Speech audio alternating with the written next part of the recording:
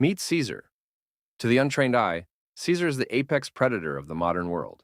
He is the man you see in the tinted window of a matte black Lamborghini, his $4,000 charcoal suit tailored so perfectly, it looks like armor. On his wrist sits a rose gold Patek Philippe, a timepiece that costs more than the average American's 4-year college tuition. He lives in a glass-walled penthouse that touches the clouds, a monument to his own importance. But look closer. Look at the way he checks his phone every 11 seconds. Look at the slight tremor in his hand as he tosses his keys onto a marble countertop in a silent, cold apartment. Caesar is not a king. Caesar is a prisoner. He is wearing golden handcuffs. Every single status symbol you see is actually a link in a heavy, invisible chain. Those $10,000 monthly lease payments are his oxygen. If he stops sprinting for even 1 month, the air's cut off. He doesn't own those things. They own him. He is the richest looking man in the city, but his net worth is a hollow shell held together by the desperate need for you to look at him and feel inferior. Now, I want you to ask yourself a dangerous question. Why is it that the man struggling to pay his $1,800 rent is usually the one wearing the loudest, most recognizable Gucci belt? Why do people who are drowning in debt insist on wearing their logos like a life vest? And more importantly, why do the truly wealthy, the ones with $80 million sitting quietly in a brokerage account, look like they're headed to a backyard BBQ to flip burgers in a faded $15 Hanes t-shirt? The truth is a bitter pill, and most of you are going to want to spit it out. Looking rich is a tax on the middle class. It is a performance for an audience that doesn't actually care if you live or die. It is a psychological trap designed to keep you broke, anxious, and perpetually hungry for the next hit of external validation. In the next 18 minutes, I'm going to reveal the secret power of looking poor. I'm going to show you how Caesar lost his empire, his car, and his status, only to find the 3 things money is actually supposed to buy, but rarely does: privacy, security, and absolute unshakable freedom. We're going to break down the concept of social camouflage, the art of being the wealthiest person in the room while being the most invisible. If you're the kind of person who needs a logo to feel like a somebody, this video is going to offend you. It's going to hurt. You should probably click away right now and go back to scrolling through the highlight reels of people who are deeper in debt than you are. But if you're ready to stop being a slave to the Joneses, people who, quite frankly, aren't even thinking about you, then stay with me. Because Caesar's greatest mistake is about to become your ultimate competitive advantage. Now, to understand the power of looking poor, you first have to understand the agony of looking rich. For Caesar, the descent into the loud wealth trap didn't happen overnight. It was a slow, seductive poisoning. When Caesar's business first took off, he felt he had arrived. But in his mind, arrival required a uniform. He traded his reliable sedan for a car that cost more than a house. He traded his comfort for starch-stiff collars. So he began to believe the most dangerous lie in modern psychology, that your value is tied to your visibility. But here's the psychological reality Caesar didn't see coming. Every luxury item you own is a signal that invites a predator. When Caesar walked into a room dripping in $50,000 worth of accessories, he thought he was projecting power. In reality, he was painting a bullseye on his back. His friends stopped being people he could lean on and started being people who wanted to lean on him. Every dinner invitation came with a hidden pitch. Every old pal from high school suddenly had a can't-miss investment opportunity. He was suffering from the signaling tax. When you signal wealth, you lose the ability to vet people's intentions. Caesar couldn't tell who loved him and who loved his lifestyle. He was surrounded by people, yet he had never been more alone. He was paying a premium to be lied to. And then there was the internal tax. So Caesar began to suffer from lifestyle creep on a pathological scale.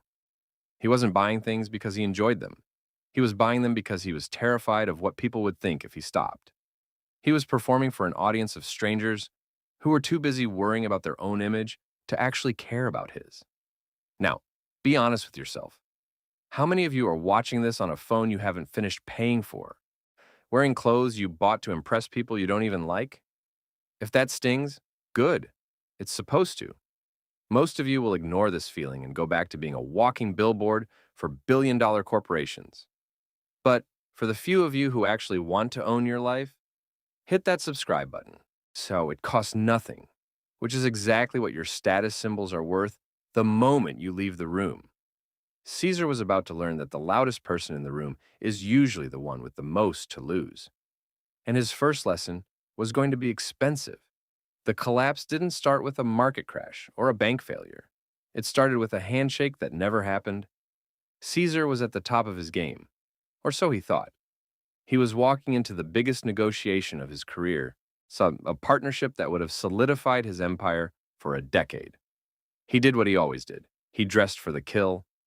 He wore a suit that cost more than a mid-sized sedan, a watch that screamed, "I've made it," and he pulled up in a vehicle that shook the windows of the building. He wanted to project dominance. He wanted them to know he didn't need the deal, but he miscalculated the psychology of the truly powerful. The men across the table weren't wearing logos, radiating success. He watched their radiating success. He watched their faces turn from curiosity to cold calculation. He lost the deal. Not because his numbers were wrong, but because he looked expensive to maintain. To them, Caesar wasn't a partner. He was a liability. He was a man who clearly had a high burn rate. They realized that if they signed with him, they'd be funding his Ferraris and his penthouses. They didn't see a genius. They saw a man who was a slave to his own reflection. That night, Caesar sat in a dive bar on the edge of town, the only place he felt he didn't have to perform. That's where he met Elias. Elias was 70, wearing a faded flannel shirt with a small tear in the pocket, sipping a domestic beer. He looked like he was living on a fixed pension. They talked for 3 hours. Caesar, desperate for a win, started bragging about his holdings. Elias just listened, nodding. It wasn't until Caesar saw Elias walk out to the parking lot and climb into a 15-year-old Toyota Land Cruiser that he saw the registration sticker. The car was registered to a private trust. Elias wasn't a retiree, he was a billionaire. He owned the very building Caesar had just been kicked out of. "Why do you look like this?" Caesar asked, gesturing to the flannel. Elias smiled, and it was the coldest, most peaceful look Caesar had ever seen. "Because, son, when you look like you have nothing, people judge you by your character. When you look like you have everything, they judge you by your assets. I prefer to know who I'm actually talking to." This was the birth of social camouflage. Elias explained that the secret power of looking poor is that it acts as a natural filter for the human garbage in your life. It keeps the gold diggers at bay, the litigious predators in the dark, and the jealous neighbors quiet. While Caesar was spending $50,000 a year just to maintain the image of being a winner, Elias was spending $50 a year on a shirt and using the rest to buy the world. Caesar realized he had been playing a game where the prize was a trophy made of salt. The moment it rained, it would disappear. He looked at his rose gold watch, and for the first time, he didn't see a masterpiece. He saw a pair of handcuffs. Caesar began the Great Deconstruction. He sold the Lamborghini and bought a 5-year-old SUV in a neutral gray, the kind of car that vanishes into a parking lot. He moved out of the glass penthouse and into a quiet, tree-lined neighborhood, where the houses were sturdy but unpretentious. He traded his $4,000 suits for high-quality, unbranded basics. No logos, no gold, no "look at me." At first, the withdrawal symptoms were violent. When he walked into a high-end restaurant and the maitre d' didn't immediately snap to attention, his ego screamed. When his old friends stopped calling because he wasn't hosting yacht parties anymore, it stung. But then, Caesar noticed something miraculous. He had just gained the psychological edge of the underdog. He entered a high-stakes negotiation for a distressed tech firm. In his loud wealth days, he would have walked in like a conqueror, and the sellers would have dug their heels in, smelling deep pockets. This time, Caesar walked in wearing a simple navy sweater and carrying a beat-up leather briefcase. He looked like a mid-level consultant. Because he looked unremarkable, the sellers relaxed. They spoke freely. They complained about their margins. They revealed their desperation because they didn't think this ordinary guy had the power to squeeze them. They underestimated his capital. his intelligence, and his intent. By looking poor, or at least known average, Caesar had gained the ultimate intelligence tool, the truth. People lie to the rich, they flatter them, they hedge their bets, and they hide their weaknesses. But people are honest with the underdog. Caesar was seeing the world in high definition for the first time. He realized that when you are invisible, you are a fly on the wall in the rooms where the real decisions are made. He closed the deal at 30% below his target price. The sellers even felt a little sorry for him, thinking he was stretching his budget. They shook his hand warmly, feeling they had won. Caesar walked out of that room with a signed contract worth millions, and not a single person in that building had a clue who he actually was. Most of you are terrified of being underestimated. You want everyone to know you're the smartest, richest person in the room. Why? Because your ego is a hungry ghost that never stops eating. But while you're busy feeding your ego, now people like Caesar are eating your lunch. If you're still trying to flex on Instagram, you've already lost the game. If you're ready to embrace the power of being the nobody who owns everything, share this video. Not to your main feed, send it to the one person you actually trust. If you don't have anyone you trust, maybe it's time to ask yourself why. Caesar was no longer a target. He was a ghost. And as a ghost, he was finally free to build a real empire. Now let's talk about the math. Because while the psychological freedom was intoxicating, the financial transformation was staggering. Caesar realized that for years, he had been confusing riches with wealth. Riches is a function of cash flow and consumption. It's what you show. Wealth is a function of equity and time. It's what you hide. To visualize the trap Caesar escaped, we have to look at the loud wealth formula. In his old life, Caesar's net worth was a leaking bucket. Every time his income increased, his signal requirements increased to match it. Net worth equals income minus taxes minus lifestyle maintenance plus signaling costs. For Caesar, his signaling costs, the clothes, the cars, the high-end zip codes, were eating 40% of his take-home pay. He was running a high-performance engine that required 100-octane fuel just to stay idling. He was one bad quarter away from a total engine seizure. But in his new life of stealth wealth, the formula shifted. So by looking poor, Caesar eliminated the signaling costs entirely and slashed his lifestyle maintenance by 70%. Where P is the principle he was no longer wasting on leather seats and designer labels, R is his rate of return, and N is the time he gained by not having to work until he was 70 to pay off a penthouse. By investing the signaling tax he used to pay to society, Caesar's wealth began to compound at a rate that felt like a superpower. He wasn't just saving money, he was buying time. In his old life, he was a high-earning slave. In his new life, he was a moderate-spending king. He realized that the person who earns $500,000 and spends $450,000 to look the part is actually poorer than the person who earns $100,000 and spends $40,000 while looking like a nobody.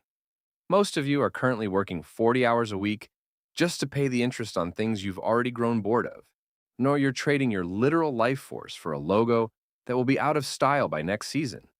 If that doesn't make you feel sick, then you're exactly where the system wants you, obedient, broke, and flashy.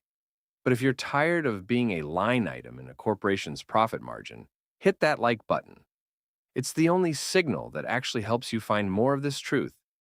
If you can't even do that, don't be surprised when you're still checking your bank balance before buying groceries 5 years from now. Caesar had cracked the code. He realized that the ultimate flex isn't being able to buy anything you want. It's not wanting the things everyone else is killing themselves to buy. He was no longer a consumer. He was an owner. And for the first time in his life, he didn't care if anyone knew it. By the 3rd year of his invisibility, Caesar had achieved something that his younger, now flashier self would have found impossible to comprehend.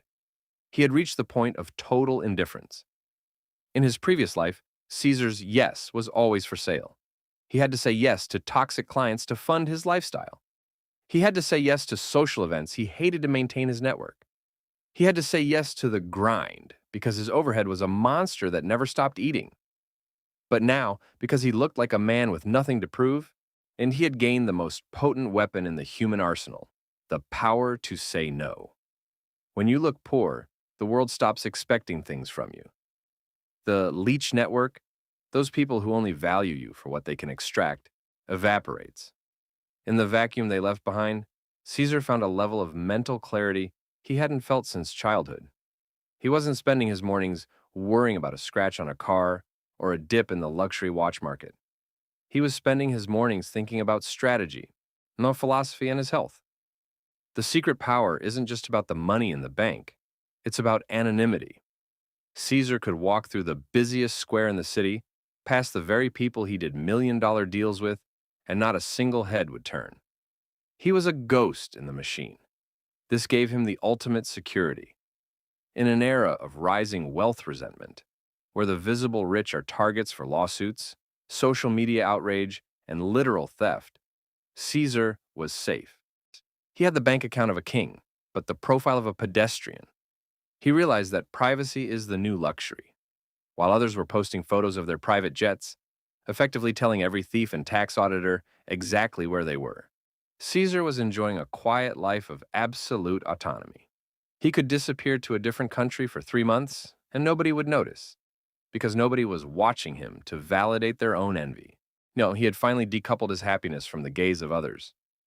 He understood that true wealth is the ability to live exactly how you want, without ever having to explain yourself to anyone. He wasn't hiding because he was ashamed. He was hiding because he was protecting the most valuable asset he had ever owned, his peace. We leave Caesar not in a glass cage in the clouds, but on a simple wooden bench in a public park. He's wearing a plain hoodie and sneakers. To the joggers passing by, he's just another guy enjoying the sunset. They have no idea that the man sitting there owns the tech they're using to track their heart rates. They have no idea he's more financially secure than 99% of the population. And that is exactly how he wants it. Caesar has realized that the loudest scream for attention is usually a cry for help. The quietest man in the room is usually the one who owns the room. Look at your life right now. Are you building a kingdom, or are you just building a stage? To look the part, you're voting for to look the part. You're voting for your own continued or eventual poverty. You're choosing the handcuffs because they're made of gold. If you've watched this far and you still plan on going out this weekend to blow money on status, then I've failed you, or perhaps you failed yourself. But if you feel that knot in your stomach, that realization that you've been a slave to a logo, then do the one thing a status seeker would never do. Be quiet. Don't post about your hustle. Don't show off your wins. Just hit subscribe, put your phone away, and go build something in the dark. Because the world doesn't need to see your wealth for it to be real. In fact, it's better if they never see it at all. Stay hidden. Stay free. Stay safe.